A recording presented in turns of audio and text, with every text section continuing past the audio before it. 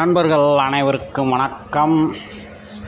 நம்ம இப்போ மதுரைக்கு வந்திருக்க நண்பர்களே. மதுரையில் மீனாட்சி அம்மன் கோயில் தரிசனத்தை முடிச்சுட்டு இப்போ புது மண்டபத்துக்கு வந்திருக்கிறோம். இந்த புது மண்டபம் வந்து மீனாட்சி அம்மன் கோயிலில் கிழக்கு பகுதியிலே இருக்குது நண்பர்களே. மிகப்பெரிய நந்தி ஒன்று இருக்கும், அதுக்கு ஏற்ற மாதிரியே தான் இருக்குது இந்த புது மண்டபம் நண்பர்களே. அங்கே ராயர் கோபுரம் இருக்கும், முட்டை கோபுரம். அந்த முட்டை கோபுரம் கட்டியிருந்தாங்களே இந்தியாவிலே மிகப்பெரிய கோபுரமாக இருந்திருக்கு நண்பர்களே. ஏதோ ஒரு காரணத்துக்காக அந்த கோபுரம் கட்டாமல் விட்டுட்டாங்க.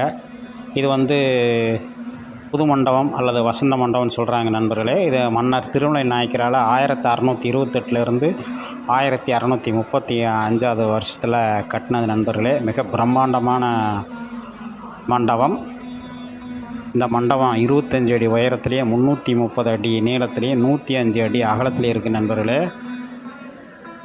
இதில் வந்து 124 தூண்கள் இருக்குதுல. இதில் 24 தூண்கள் திருமலை நாயக்கரோட வரலாற்றை பிரதிபலிக்கிற மாதிரி ஃபுல்லாக சிற்பங்கள்லாம் வச்சுருக்குறாங்க.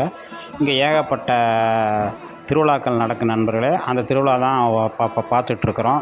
வசந்த திருவிழா, ஆவணி திருவிழா, சித்திரை திருவிழா அப்படின்னு ஏகப்பட்ட திருவிழாக்கள் நடந்துகிட்ருக்கு நண்பர்களே. இந்த மண்டபம் வந்து கோடை காலத்தில் சுந்தரேரருக்கும் மற்றும் மீனாட்சி தேவிக்கும் இருப்பிடமாக இருந்துச்சுன்னு சொல்கிறாங்க. இது ஒரு காலத்தில் ஷாப்பிங் இருந்துச்சு நண்பர்களே. ஏகப்பட்ட கடைகள் இருந்துச்சு. தீ விபத்துக்கு அப்புறம் அந்த கடைகள்லாம் வேறு பக்கம் ஷிஃப்ட் பண்ணிட்டாங்க நண்பர்களே.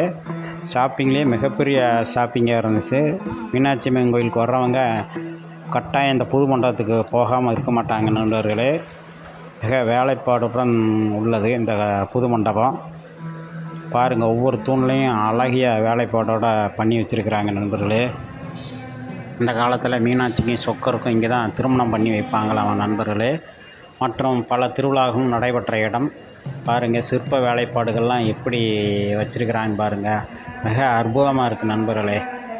திருமலை நாயக்கர் காலத்தில் ஏகப்பட்ட அரண்மனை கட்டியிருக்கிறாங்க. அந்த இதுலையா பார்த்தீங்கன்னா நீங்கள் நாயக்கர் மகாலுக்கு அடுத்து இங்கே கோயிலுக்குள்ளே புது மண்டபம் கட்டியிருக்காங்க. சிற்ப வேலைப்பாடுகள்லாம் அவ்வளவு தத்ரூபமாக இருக்குது நண்பர்களே. இந்த காணொளி பிடிச்சிருந்துன்னா நம்ம சேனல் சப்ஸ்கிரைப் பண்ணுங்கள்.